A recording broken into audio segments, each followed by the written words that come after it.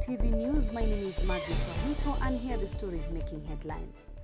Two activists have filed a suit in court seeking the disclosure of the full list Justice Philip Waki handed to former UN Chief Kofi Annan. David Masanga and John Kimani have named ICC prosecutor Fatou Bensouda, Justice Waki and Kenya's Attorney General Githu Muigai as respondents in the suit. They appeared before Justice Isaac Lenaola on Tuesday, who has certified it as urgent and ordered them to serve all the respondents before March 19th, when the matter will be heard. In the filing, the activists are arguing that disclosing names is in public interest. And still in court matters, a suspect arrested on Monday in Githurai for allegedly stripping a woman in a matatu last year has been charged with robbery with violence. Edward Ndongo Kamau was also charged with sexually assaulting the woman at the Millennium Petrol Station. He has denied the charges and his case will now be heard tomorrow. The incident, captured on camera, had elicited public outcry following reports that police had taken too long to arrest all the culprits. A matatu driver and a tout accused of taking part in the sexual assault on the woman were charged in December last year. An integrated population registration system that will enable financial institutions, security agencies and other institutions in the government and the private sector store their data in a central place will be launched on Wednesday by President Uhuru Kenyatta. Interior Cabinet Secretary Josephine Kaiseri says the main aim of the system is to improve security through a universal single registration system. He says the government seeks to establish a central database for all Kenyans and foreigners through the system. He says the system will also contain individuals' information and biometric details, and it will introduce a national digital payment system under the National Treasury, among other services. A similar program is already in the use at NSSF, NHIF, HELB and other various banks in the country. Integrated Population Registration System is a universal single registration system that is being implemented to bring together all the population registration agencies by linking them using a unique and intelligent personal identification number.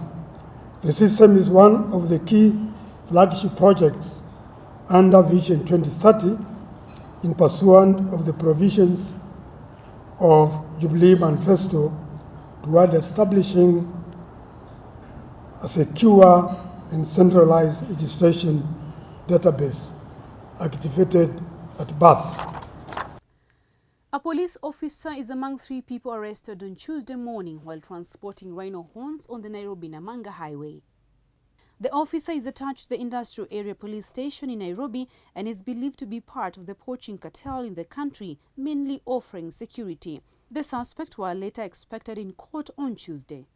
And on the international scene, Solar Impulse 2 took off from Oman on Tuesday, bound for India on the second leg of his epic bid to become the first plane to fly around the world powered solely by the sun.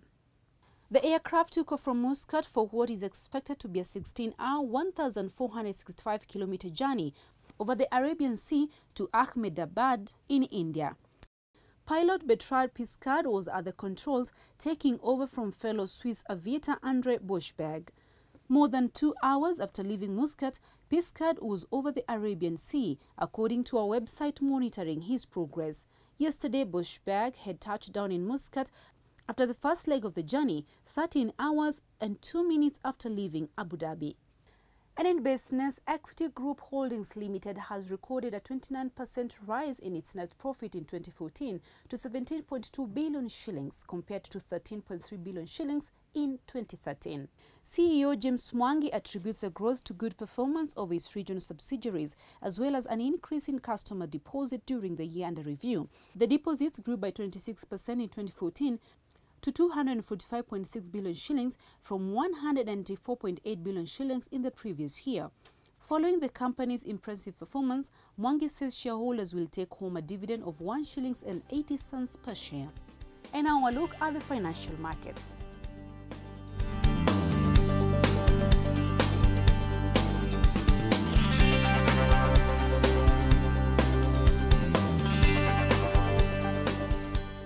We are the first team from London to win the Premier League.